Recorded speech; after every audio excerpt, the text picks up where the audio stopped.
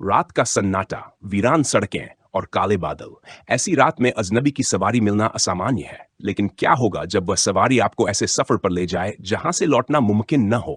आज की कहानी है टैक्सी ड्राइवर रमेश की, जिसने एक ऐसी भयानक रात का सामना किया जिसे वह कभी नहीं भुला सका। क्या आप तैयार हैं इस रहस्यमयी और डरावनी यात्रा के लिए?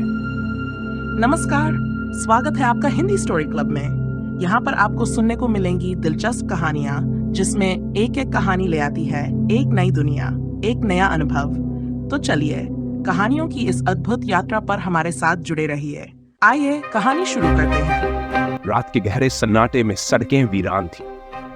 आसमान में काले बादलों ने चांद को ढक रखा था और बीच बीच में बिजली की चमक ने वातावरण को और भी भयावह बना दिया।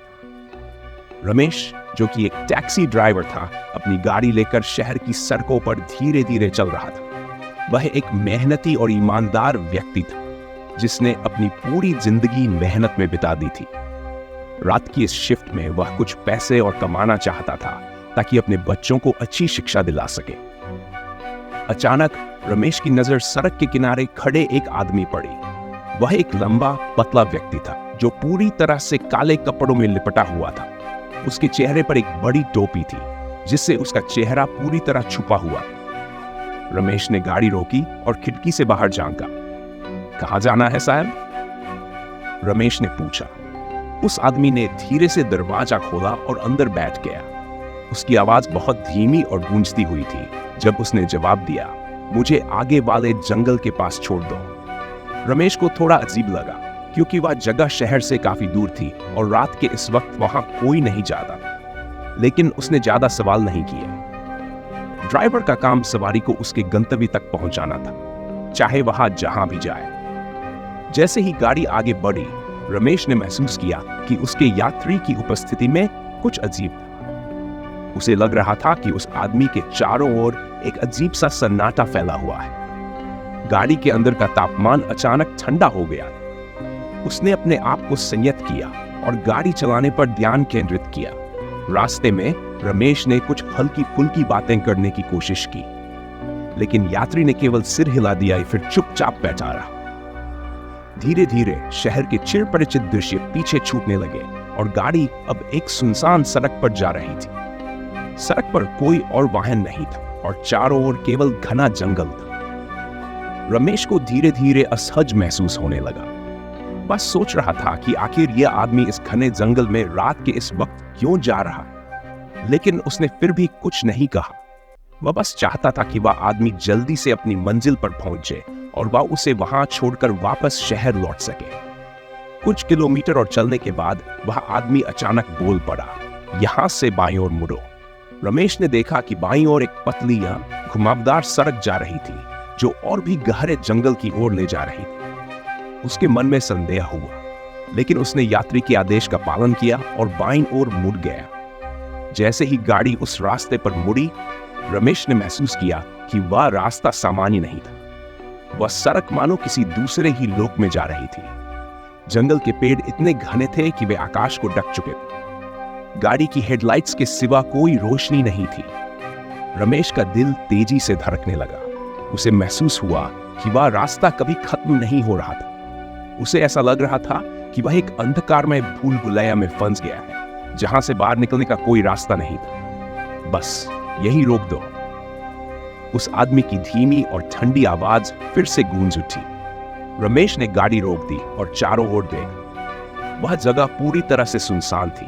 कोई घर या इमारत दूर दूर तक नजर नहीं आ रही थी। वह आदमी धीरे से गाड़ी से बाहर निकला और रमेश को धन्यवाद कहे बिना ही आगे बढ़ने लगा। रमेश ने इंतजार किया कि वह आदमी दूर चला जाए ताकि वह वापस लौट सके, लेकिन तभी उसने अपने रियर व्यू मिरर में देखा कि वह आदमी कहीं भी नहीं था। उसने तुरंत बाहर देखा, लेकिन उस अजनबी का कोई निशान नहीं था। वह आदमी मानो हवा में गायब हो गया था। रमेश का दिल जोर जोर से धड़कने लगा। उसने गाड़ी का इंजन चालू किया और तेजी से वापस मुड़ने की कोशिश की, लेकिन जैसे ही उसने गाड़ी घुमाई, सड़क अचानक बदल गई। वह रास्ता जिसे वह पहले देख रहा था अब कहीं और था।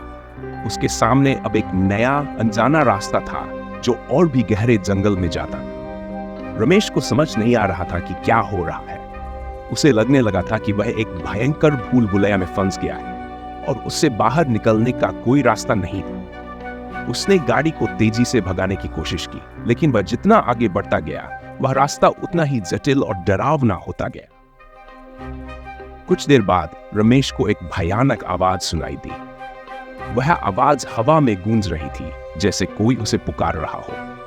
रमेश ने डर के मारे गाड़ी रोक दी और बाहर झांका, लेकिन वहां कोई नहीं था। वह आवाज लगातार बढ़ती जा रही थी और उसके साथ साथ अजीब अजीब सी छायाएं भी नजर आने लगी। रमेश के हाथ पैर कांपने लगे। उसने गाड़ी से बाहर निकलने का साहस नहीं किया।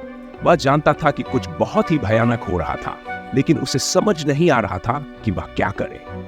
उसके मन में अजीब अजीब ख्याल आने लगे। उसी पल वह आदमी फिर से उसके सामने प्रकट हो गया, लेकिन इस बार उसका चेहरा पूरी तरह से बदला हुआ था। उसका चेहरा भयानक और विकृत था, मानो कोई बुरी आत्मा हो। उसकी आंखें खून से लाल हो चुकी थी और वह रमेश की ओर बढ़ रहा था। रमेश ने चीख मारने की कोशिश की, लेकिन उसकी आवाज गले में ही अटक गई। वह आदमी धीरे धीरे रमेश के पास आया और उसकी ओर झुककर कहा, तुम्हें मैंने चुना है, अब तुम कभी वापस नहीं जा सकोगे।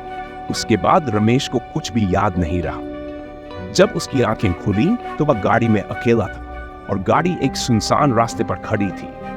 चारों ओर अंधेरा था और कोई भी नजर नहीं आ रहा था।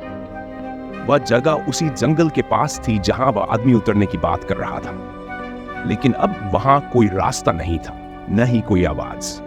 रमेश ने गाड़ी को तेजी से भगाया और किसी तरह शहर वापस पहुंचा। उस रात के बाद उसने कभी भी उस इलाके में जाने की हिम्मत नहीं की, लेकिन वह घटना उसके जीवन में एक भयानक याद बनकर हमेशा के लिए रह गई। उसके साथी ड्राइवरों के बीच वह कहानी मशहूर हो गई। सब कहते थे कि उस इलाके में एक प्रेतात्मा रहती है जो रात को अकेले यात्रियों को अपने जाल में फंसाती है, और रमेश उन भाग्यशाली लोगों में से था जो उस भयानक सवारी के बावजूद जिंदा वापस लौट सका था। लेकिन वह कभी भी उस डरावनी रात को नहीं भुला पाया और उसका असर उसके जीवन पर हमेशा के लिए रह गया।